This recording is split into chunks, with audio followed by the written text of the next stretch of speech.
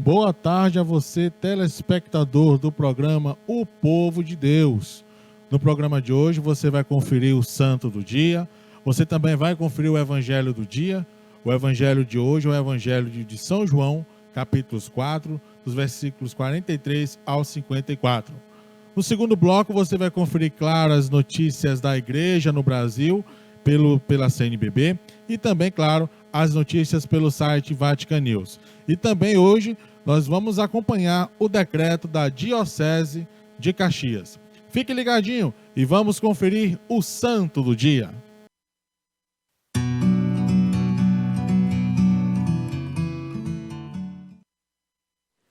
Hoje, dia 23 de março, dia de São Turíbio de Mogrovejo.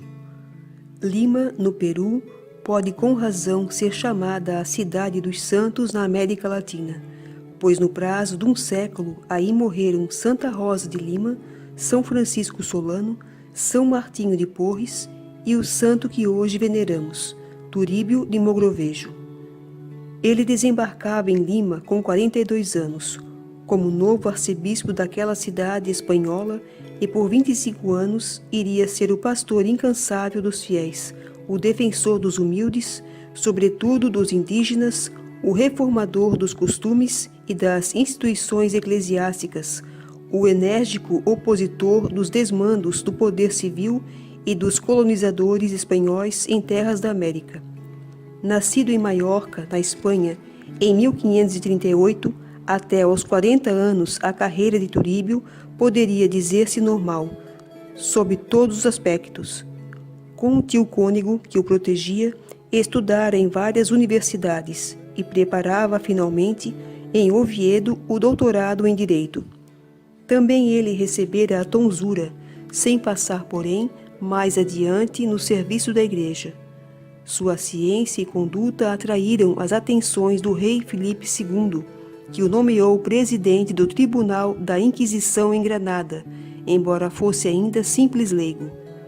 Procurando dar uma resposta adequada aos problemas que agitavam o Peru, o rei Filipe apresentou a candidatura de Turíbio a arcebispo de Lima. Este alegou sua condição de leigo, mas nada conseguiu contra a pressão favorável da corte.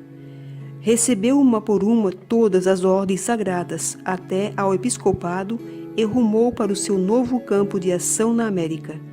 A partir desse momento, nasce um dos maiores apóstolos da história da Igreja.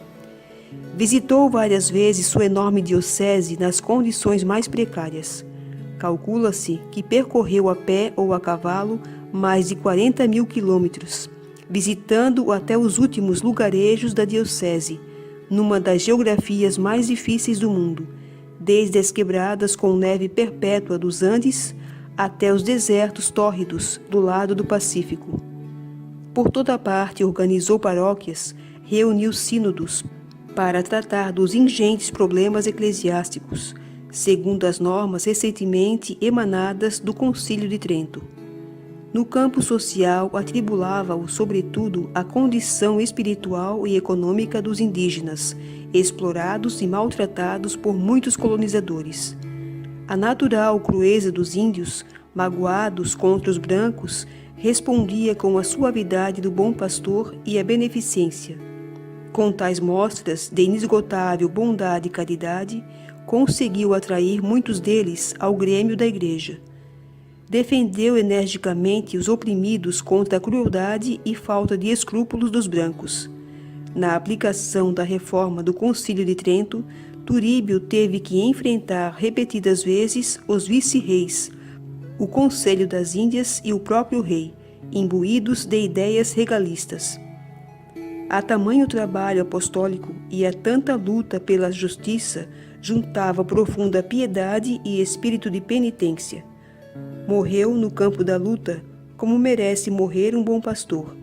Achava-se longe de Lima, em visita pastoral, quando ficou gravemente doente. Sentindo que era o fim, desfez-se de tudo o que tinha consigo, dando aos pobres. Faleceu no dia 23 de março de 1606, com 68 anos de idade. Foi beatificado em 1679 e canonizado em 1726. Ó Deus, que fizestes crescer a vossa Igreja pela solicitude pastoral de São Turíbio e seu zelo pela verdade, concedei ao vosso povo um contínuo aumento de fé e santidade. Por nosso Senhor Jesus Cristo, vosso Filho, na unidade do Espírito Santo. Amém. São Turíbio, rogai por nós. O Evangelho que vamos hoje proclamar, no livro de João, capítulo 4, versículo 43 ao 54. O Senhor esteja convosco. Proclamação do Evangelho de Jesus Cristo, segundo João. Muitos samaritanos daquela cidade,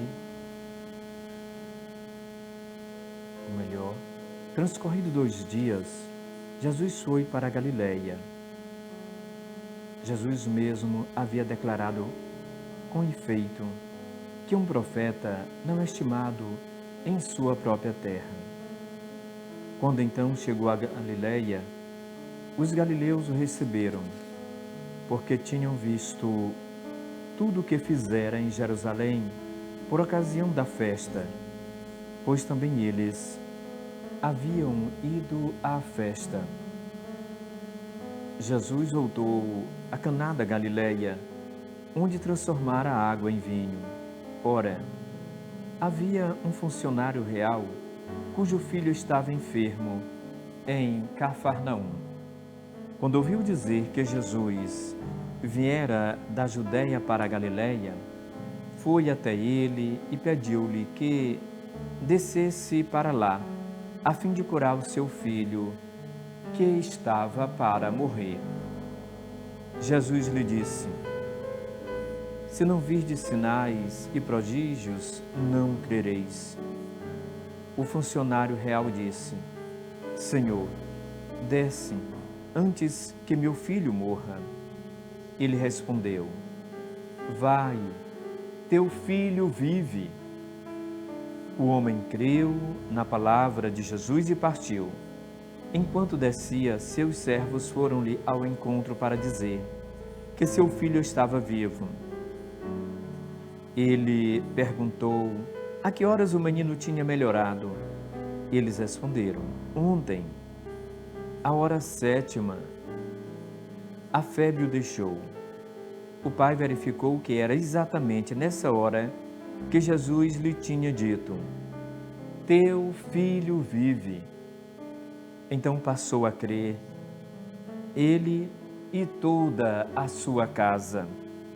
Foi este o segundo sinal que Jesus fez ao voltar da Judéia para a Galileia. Palavra da salvação. Queridos irmãos, queridas irmãs, o que a palavra de Deus nos diz nesses tempos de coronavírus? O Evangelho demonstra Jesus na sua ação pastoral, curando a Galileia, ali onde era também tão marcada por tantas necessidades. Jesus, o Filho de Deus, passa fazendo milagres.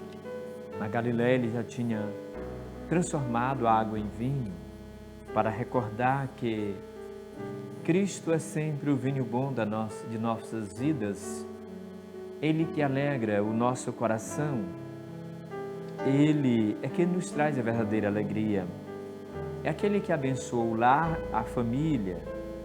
Por isso, o primeiro milagre na festa de casamento.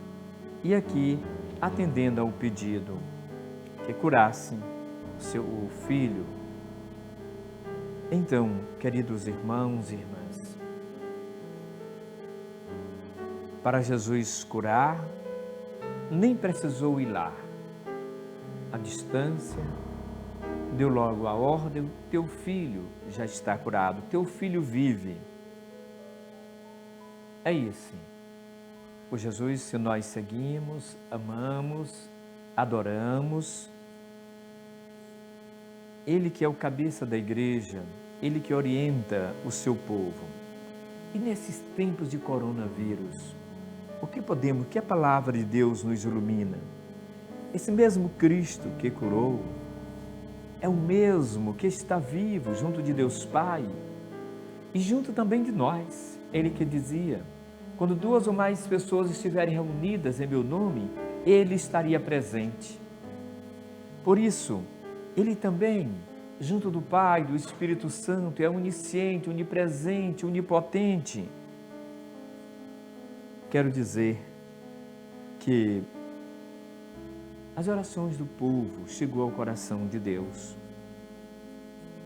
E sempre chega ao coração de Deus, como chegou também, naquele momento, ao coração de Cristo, o pedido feito para a cura do menino.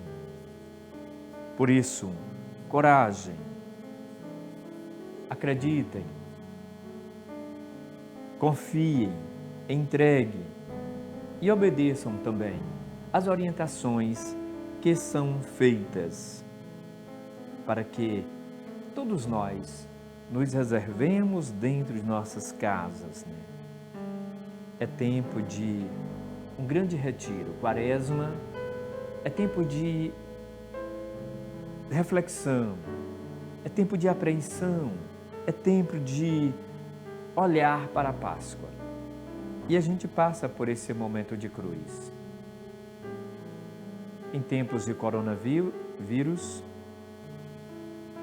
não deixa de ser também tempo de graça, porque o Senhor vem ao encontro nosso para nos libertar, nos socorrer. Esse Senhor que passou pelo mundo fazendo bem, ouvindo os gritos, as dores, os lamentos, vendo as lágrimas do povo, Ele sempre veio ao encontro. Por isso, confiança. E aquele que te criou, aquele que pensou em ti, que te desenhou a cor de tua pele, de teus olhos, que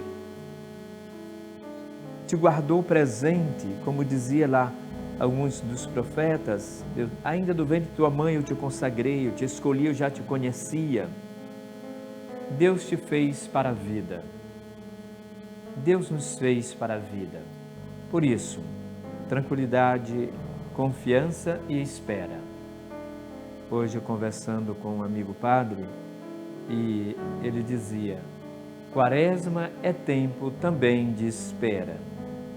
E nós somos convidados a esperar a graça em nossa casa, junto com nossa família, essa graça de Deus que vem ao encontro do seu povo. Confiança, coragem. Recordemos outra palavra de Jesus que ele dizia, coragem, eu venci o mundo. E agora vamos ao intervalo e logo voltaremos.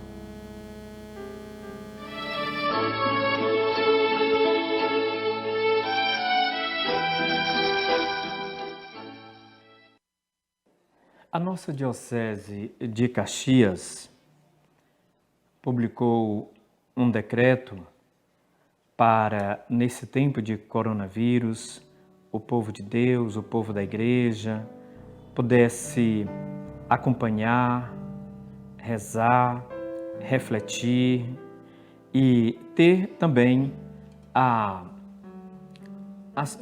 sua vivência espiritual, mesmo em tempo de coronavírus. Nós vamos amanhã ler o decreto aqui, mas vamos também disponibilizá-lo em todas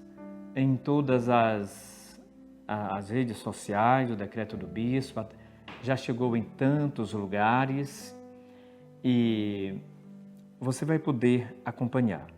Mas existem algumas indicações, nós vamos ter na íntegra o decreto que vamos ler amanhã aqui em nosso programa.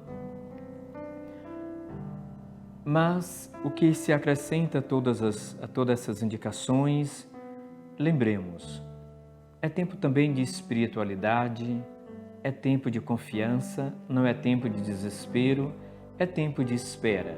Lembre, período da Quaresma é tempo de espera para a Páscoa do Senhor. Período da Quaresma não fecha nela mesma, mas projeta-se no Senhor Jesus, que ressuscita, que é a nossa Páscoa. Ele é a nossa eterna Páscoa, nosso Senhor Jesus Cristo.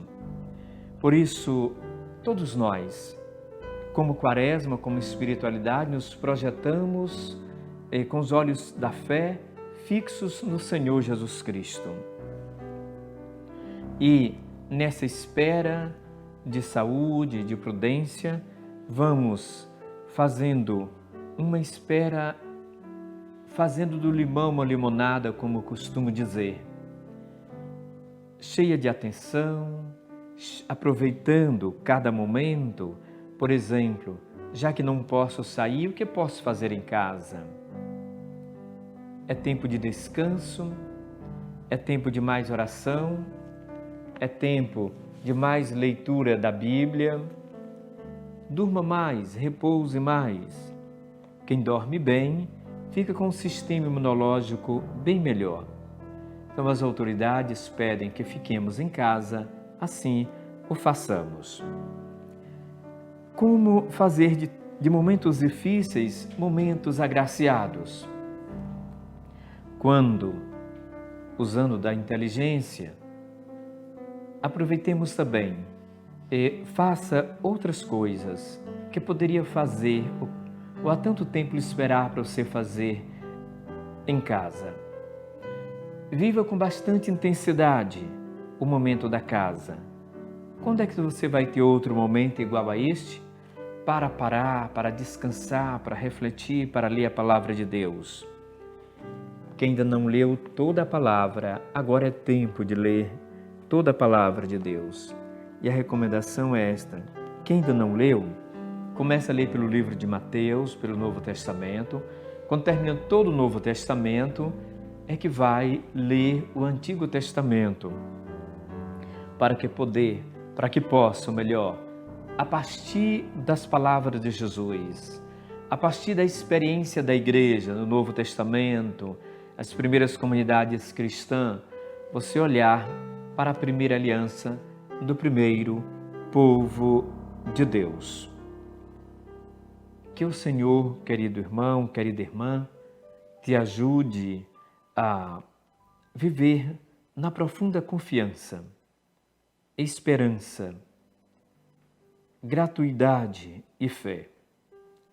O cristão, em vez de desesperar, ora.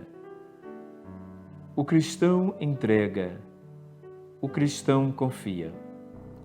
Por isso, diante do seu Deus, diante do seu amor primeiro, o primeiro amor que é Deus, que agora aproveitemos para orar mais, servir mais, adorar a Deus mais. Os anjos e os santos sempre, sempre, sempre estão diante de Deus, adorando, louvando, contemplando. E assim, quando estamos em oração, ficamos parecidos com os anjos e com os santos, que oram, que adoram ao Senhor sem cessar. Aproveite para decorar também as orações milenares da Igreja, o credo niceno-constantinopolitano, o credo dos apóstolos, enfim, todas as orações. Quem ainda não sabe todas elas, aprendê-las todas. Então, queridos irmãos e irmãs, façamos desse tempo um tempo que nós criamos também novidades em nossa vida. A capacidade de se refazer dentro de casa, dentro dos lares. Procure também, quem sabe, ler a história de um santo nesses dias. Santa Dulce dos Pobres está disponibilizada na internet. Enfim, a história de todos os santos está disponibilizada na internet. E tantas outras coisas boas. E também as programações que você pode acompanhar nas mídias sociais. As programações sobretudo as religiosas. Acompanhemos, rezemos. Tem uma palavra grega, o nome é kairos, e quer dizer tempo da graça. Não faça desse tempo de sua vida um tempo de desespero, mas se você souber ser criativo, não vai ser tempo de desespero, vai ser tempo da graça. Por isso, pense, é como estar melhor dentro de casa, criando as melhores condições para você mesmo. Já foram apresentadas essas dicas, mas você pode encontrar tantas outras, conforme a necessidade da sua casa, da sua família, de estar juntos. Não faça como uma poesia que é dita, foi muito dita no Nordeste, que diz assim: já vi muitos corpos dentre mil, talvez, corpos juntos com almas em plena viuvez. Não é só estar dentro de casa como um corpo inanimado, não, mas interagir, somando, repartindo aquilo que é mais gostoso, que toda alma humana tem, que toda pessoa humana tem, que toda beleza humana tem. Carinho, ternura, gratuidade, atenção, escutar mais, servir melhor dentro de casa. Que o Senhor te abençoe e te guarde, te proteja e te dê paz, calma em teu coração. E agora nós vamos acompanhar as notícias da CNBB. Acompanhemos. Olá, você acompanha a partir de agora o Boletim Igreja no Brasil com as principais notícias desta semana.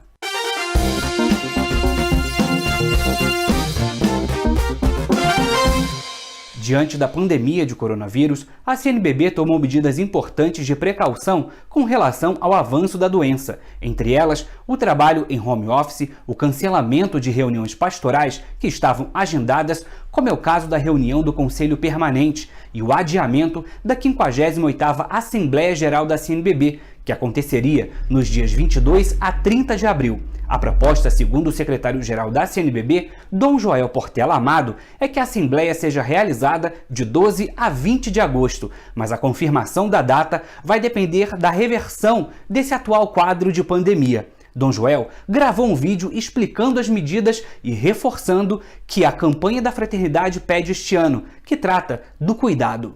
Minhas irmãs, diante do atual quadro de pandemia causado pelo coronavírus, a CNBB optou por adiar a 58ª Assembleia Geral, prevista para os dias 22 a 30 de abril, em Aparecida.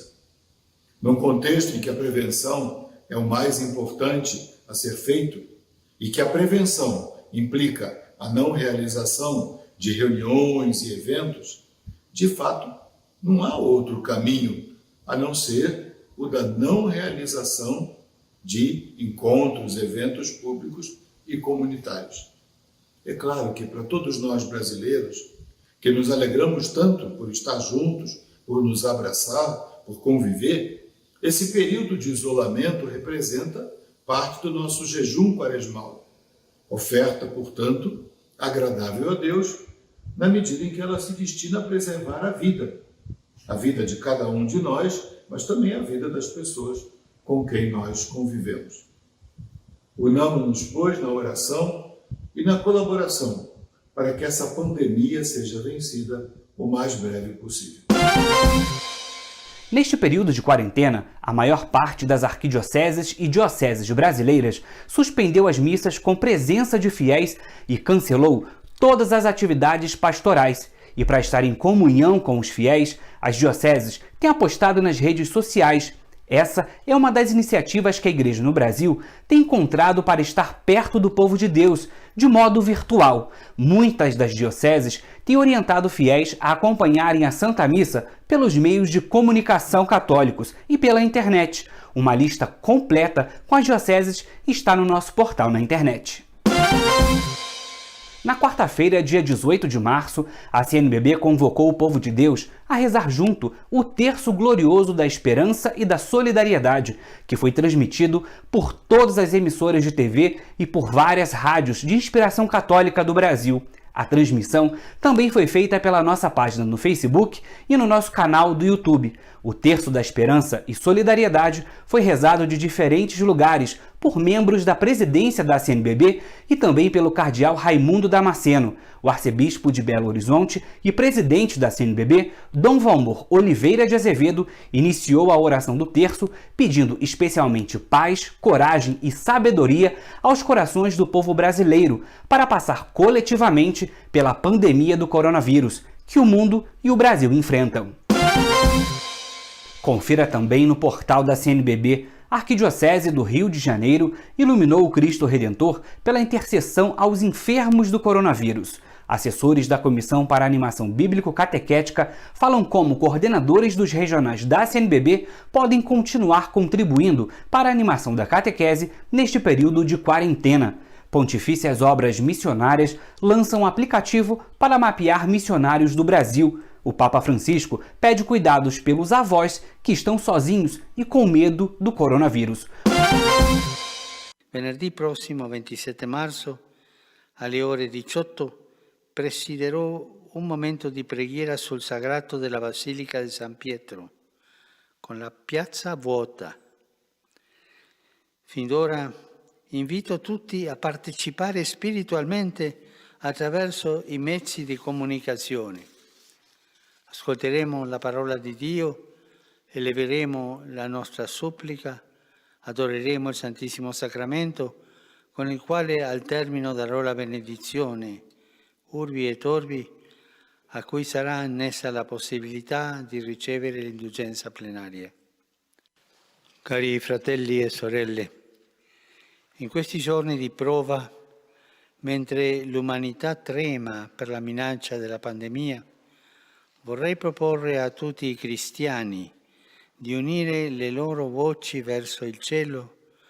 Invito tutti i capi delle chiese e i leader di tutte le comunità cristiane, insieme a tutti i cristiani delle varie confessioni, a invocare l'Altissimo Dio Onnipotente, recitando contemporaneamente la preghiera che Gesù, nostro Signore, ci ha insegnato.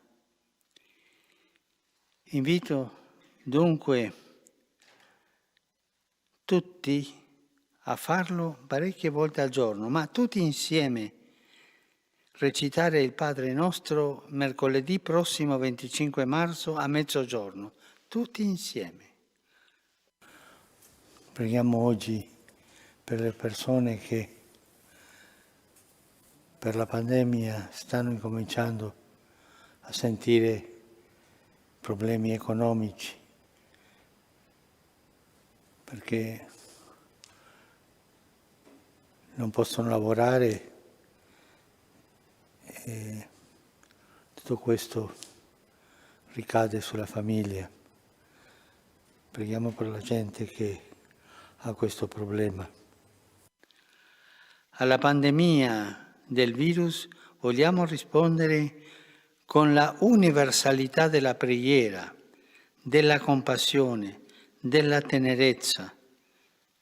Rimaniamo uniti, facciamo sentire la nostra vicinanza alle persone più sole e più provate, nostra vicinanza ai medici, operatori sanitari, infermieri, infermiere, volontari, nostra vicinanza alle autorità che devono prendere misure dure, ma per il bene nostro. Nostra vicinanza ai poliziotti, ai soldati che sulle strade cercano di mantenere sempre l'ordine, che si compiano le cose che il governo chiede di fare per il bene di tutti noi.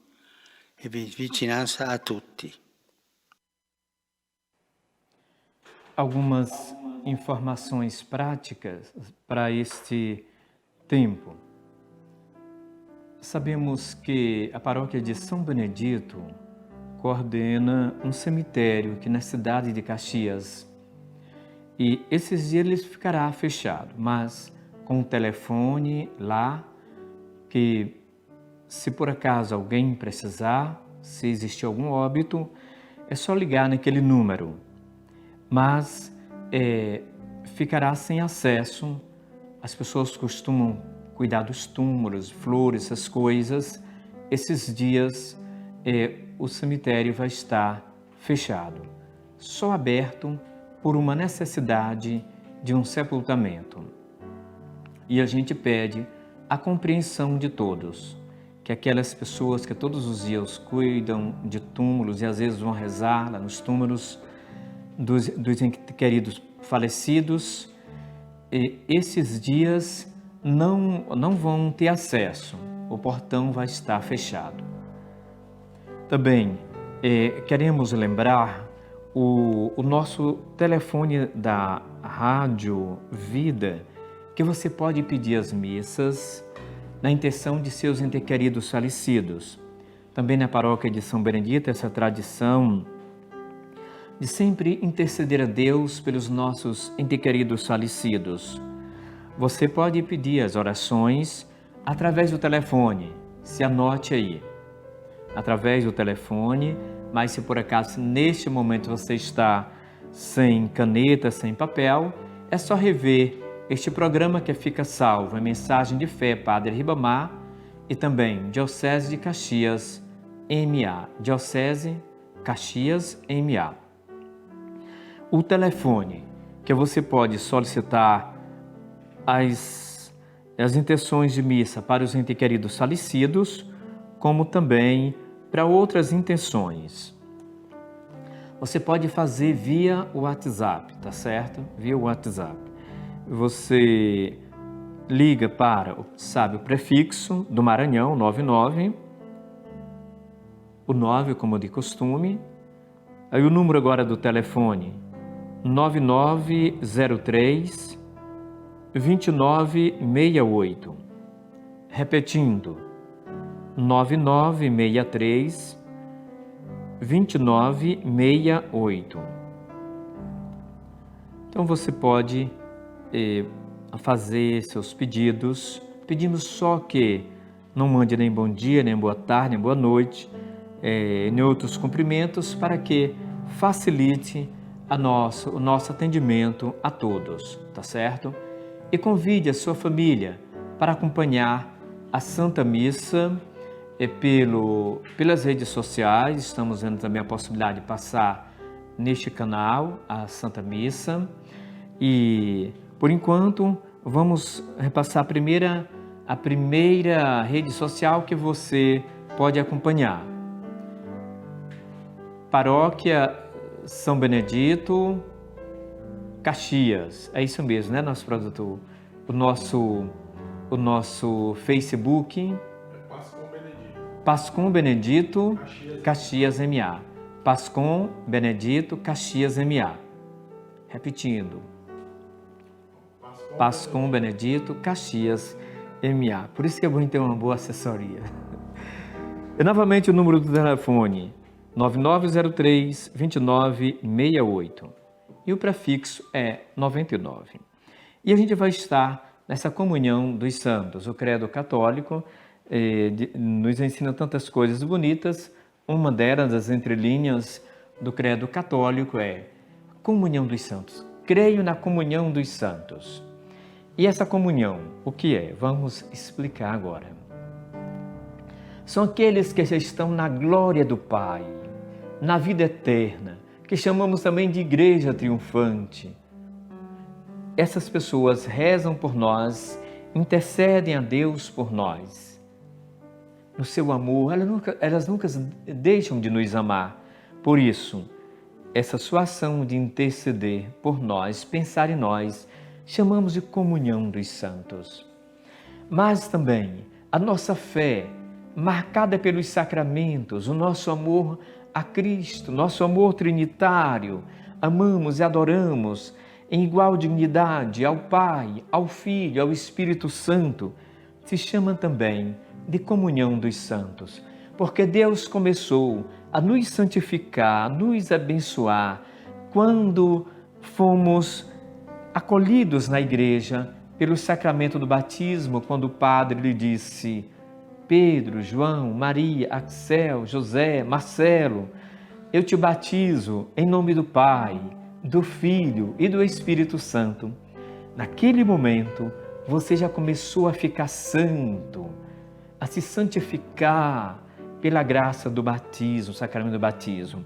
Mas ao longo da vida, por todos os sacramentos que a igreja lhe oferece, pela sua unidade na Eucaristia, pela sua unidade com o Espírito Santo na Crisma, pela sua, enfim, tudo que a igreja nos oferece, sacramento da penitência, sacramento da confissão, que somos perdoados, purificado a alma, o coração. Depois de uma confissão bem feita, ficamos, podemos dizer, santos. Tudo isso é a comunhão dos santos. Está dentro da graça que Deus nos oferece. É a comunhão dos santos também. Rezarmos uns pelos outros. Quantas vezes as pessoas vão se operar, vão ser operadas, ou fazer uma viagem, alguma coisa complicada, estão resolvendo um problema e pedem: reza por mim. Isso é a comunhão dos santos, nós rezarmos pelos outros. É a comunhão dos santos também quando nós, como igreja orante, como igreja peregrina, como povo de Deus, intercedemos por aqueles que já partiram para outra vida, nessa fé, nessa confiança de que Deus atende o amor em nosso coração, o amor que Ele nos ensinou, e esse amor se estende não só nesta vida, mas se estende também mesmo por aqueles que já partiram desta vida, continuamos rezando por eles. Isso também é a comunhão dos santos. Quando na nossa casa, como igreja, rezamos as mesmas orações que são rezadas em todos os continentes, algumas orações rezadas ainda do tempo dos apóstolos, como o credo, símbolo apostólico, a oração do credo, ou seja, o ensino constantinopolitano, ou seja, o Pai Nosso, a oração da Salve Rainha, a oração da Ave Maria, todas essas orações que rezamos na igreja, a oração do Santo Anjo do Senhor, oração Alma de Cristo e tantas outras orações. Quando estamos rezando o terço, o Santo Terço, estamos fazendo também a comunhão dos santos, porque estamos rezando pelos outros. Quando estamos rezando pelos missionários que estão na missão, adigentes, na missão além fronteiras, isso é a comunhão dos santos. Quando queremos a felicidade do povo de Deus, dos que sofrem, quando queremos dias melhores e colocamos o nosso joelho no chão, isso é a comunhão dos santos. É dito quando um povo está com o joelho no chão, a nação fica de pé. Quando um povo, os patrícios, estendo também esse pensamento aos munícipes, ou seja, as pessoas de todos os lugares, estão com o joelho no chão, a nação fica de pé. Porque a oração sempre, sempre, sempre tocou a Deus. É dito que a oração é a fortaleza da gente, nos torna fortes, fortes em todos os sentidos. E a fraqueza de Deus, como é? Deus é fraco? Não. Essa é uma maneira para dizer, a maneira clássica que se diz, que quando oramos, quando rezamos, quando nos dirigimos a Deus, Ele nos escuta. E Ele não aguenta, o Pai não aguenta uma pessoa em lágrimas, em jejuns, orações, dirigido a Ele. Ele não aguenta sem que faça o milagre. Ele faz o milagre. Deus tem um coração muito sensível, é muito cheio de compaixão, é muito cheio de misericórdia, é muito cheio de amor. Por isso, a igreja aprendeu, na sua experiência orante, de ficar diante de Deus em oração, que a oração é a fortaleza do povo de Deus e a fraqueza de um Deus que tem um coração condoído, cheio de compaixão e misericórdia. Por isso, ore sem cessar. E o milagre acontece, porque Deus acha como que a música mais bonita, a voz mais bonita, a oração mais bonita, os seus filhos falar com Ele. Faça isso com o seu Deus, como quem fala, Filho e Pai. Nós falando para Deus e a gente escutando a Deus que fala ao nosso coração e fala também aos acontecimentos de Deus, nos fala pelos os acontecimentos de sempre. Queridos irmãos, queridas irmãs, tudo isso é para dizer, ore, entregue e espere. Que Deus é assim, sempre, em toda a literatura bíblica. Nunca se ouviu dizer que uma pessoa se dirigisse a Deus e as orações ficassem perdidas aos espaços. Mas os registros tidos na palavra de Deus, todos aqueles, seja na antiga aliança como na nova aliança, que se humilhavam, que rezavam, então as orações chegavam sempre a Deus. A oração do penitente, a oração do homem justo, é como que rasgasse os céus e chega ao coração de Deus, aos pés de Deus, à misericórdia de Deus. Por isso, ore, reze sem cessar. Quero convidar a você para que acompanhe as Santas Missas nos canais católicos. Faça de sua casa esses tempos de oração. Acompanhe as missas, as orações e as do texto que estão noite e dia esse serviço. Quero também lhe convidar para acompanhar a Santa Missa celebrada pelo Padre Ribamar, por mim, às 17 horas, nesse endereço que já dissemos, Pascom Benedito M.A. Pascom Benedito M.A. E eu quero lhe ensinar como preparar esse ambiente orante, seja para os horários da missa, ou seja, para ficar permanente em sua casa. A palavra de Deus tem que estar. É importante a palavra de Deus presente. Bote também uma vela. A vela recorda tanto a Jesus que diz, eu sou a luz do mundo. Recorda também o nosso batismo, quando fomos ser batizados, o padre encostou uma vela em nossa mão, com os pais e os padrinhos. Pais e padrinhos, esta luz vos é entregue para que alimenteis, esforçais para que essas crianças caminhem como filhos da luz. Bote uma vela acesa. É sinal de fé.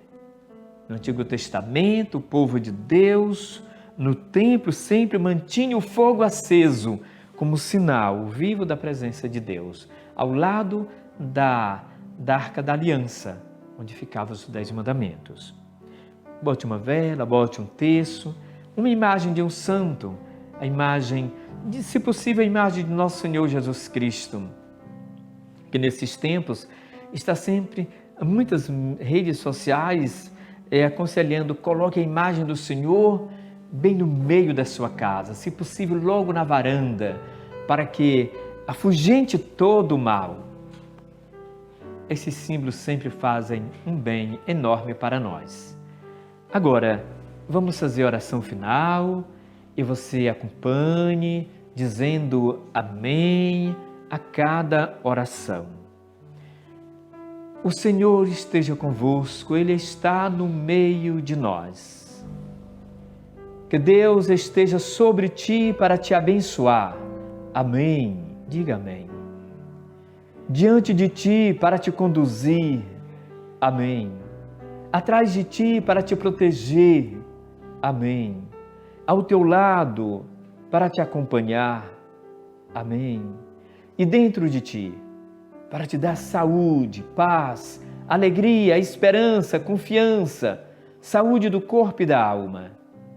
E eu, em nome de Deus e da Igreja, com essas mãos que um dia foram ungidas com o óleo santo do dia da ordenação diaconal e presbiteral, te abençoo.